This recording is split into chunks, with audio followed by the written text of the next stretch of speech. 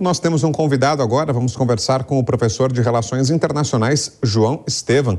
Professor, boa noite, obrigado pela presença. Boa noite, Vitor, muito obrigado.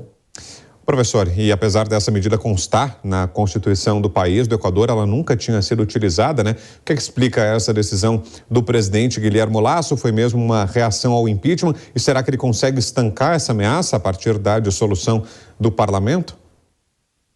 Bom, de fato já havia um certo receio por parte da oposição de que ele viesse a utilizar essa medida. Não é a primeira vez que ele ameaça realizar essa medida de dissolver a Assembleia Nacional. Pelo contrário, já em 2021, e também em um embate com o Legislativo, isso aconteceu. E nas últimas semanas também, esse embate tem sido cada vez mais acirrado. E essa segunda possibilidade de ser votado o impeachment, lembrando que também já ocorreu anteriormente outra votação de impeachment, na qual ele conseguiu se beneficiar. E uma vez que essa nova medida ela foi colocada em pauta pelo Legislativo, havia então a possibilidade de se utilizar esse recurso, esse mecanismo constitucional.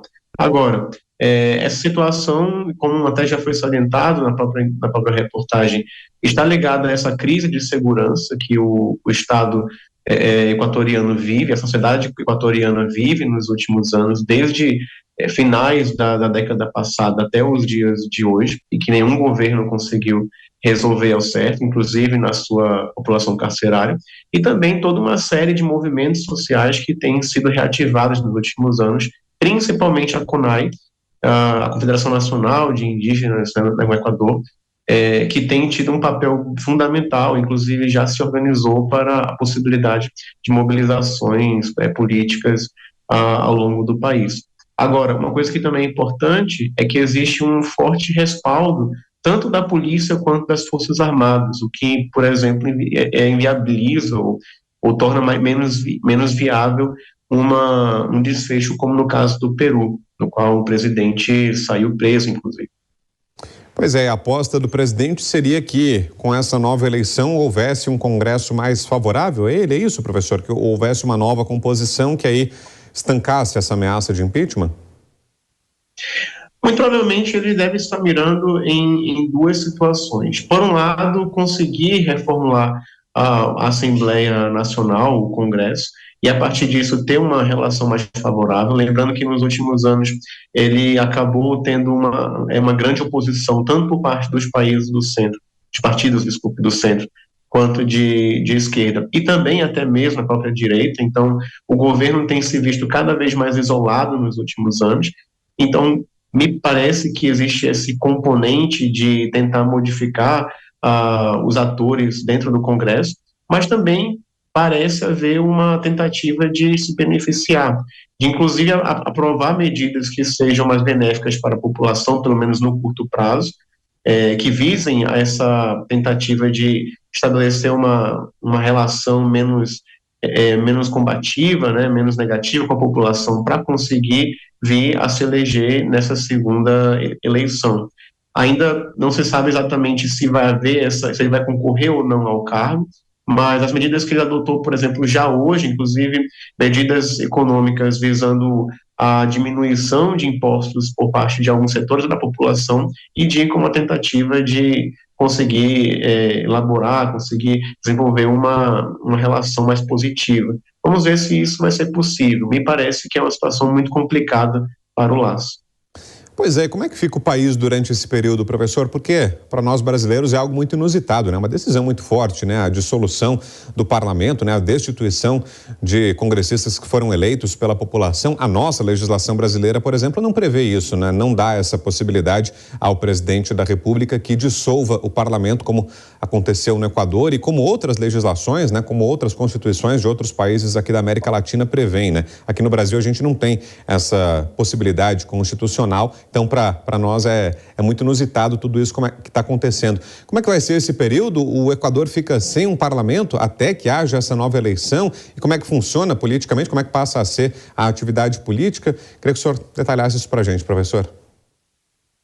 De fato, agora a situação vai ficar ainda mais calamitosa no país. Já estava, inclusive, nos últimos anos. Lembrando que essas medidas, até mesmo autoritárias, de cunho autoritário, elas não são novas no caso do governo de Guilherme Lasso.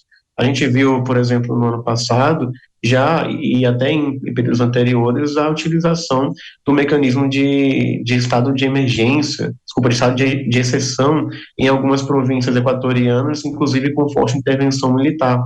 Então, não é novo isso no governo do atual presidente. Agora, de fato, com essa medida, temos agora um capítulo inédito até na história política do Equador. Certamente, não apenas haverá um embate ainda maior com alguns setores do Congresso, e não somente do Congresso, com a população de modo geral, que já tem se mobilizado contrariamente a essa medida, como também existe a possibilidade de que isso venha levar a embates, inclusive a violência também, como aconteceu no caso do Peru, como aconteceu em outros casos também de países aqui na América Latina, e certamente, para a estabilidade política do país, essa medida é certamente uma lamentável, né, para dizer o mínimo, e muito negativa também para a situação do país como um todo. Então, acredito que sim, vai se exacerbar os conflitos políticos no país, não apenas no âmbito institucional, entre executivo e o que seria o Congresso, né, os grupos políticos que compõem o Congresso,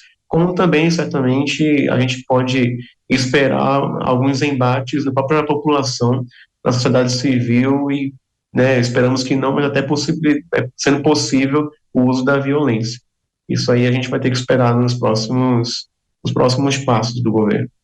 E entre apoiadores do presidente, foi bem aceita essa medida, professor? Eles consideram que foi acertada a dissolução do parlamento, que o presidente seria alvo de uma perseguição que resultaria nesse impeachment e que então foi uma boa medida a destituição da Assembleia Nacional, professor? Qual foi a leitura? Bom, alguns apoiadores, eles de fato viram como uma oportunidade de o governo se manter no poder e até eventualmente vir a conseguir vencer uma nova eleição, caso de fato ele concorra. Mas eu diria que, de modo geral, no país e até mesmo internacionalmente, existe um certo rechaço por parte de alguns países contra essa medida, né? Ainda que tenham havido alguns países, como o caso dos Estados Unidos, que não se pronunciou efetivamente contra a situação, né, se manteve relativamente neutro, mas a gente já vê uma forte oposição por parte de outros países, como a Bolívia, no caso, como lideranças políticas na própria Equador também ligadas à oposição, o que certamente deve aumentar ainda mais a pressão em relação ao presidente. Então, por mais que ele tenha alguns aliados que eventualmente venham a apoiá-lo, venham continuar a apoiá-lo, ainda assim o grau de conflito social que essa medida ela já está gerando e vai continuar gerando acaba isolando ainda mais o presidente e acaba também minando até mesmo a sua legitimidade, que já era baixa, inclusive. Então, vamos ver como que ele vai tentar reagir nisso, caso venha a concorrer novamente para a presidência da República. Muito bem, a análise do professor de Relações Internacionais, João Estevam. Obrigado, professor, pela presença, pelas informações. Uma boa noite. Obrigado, Vitor. Boa noite.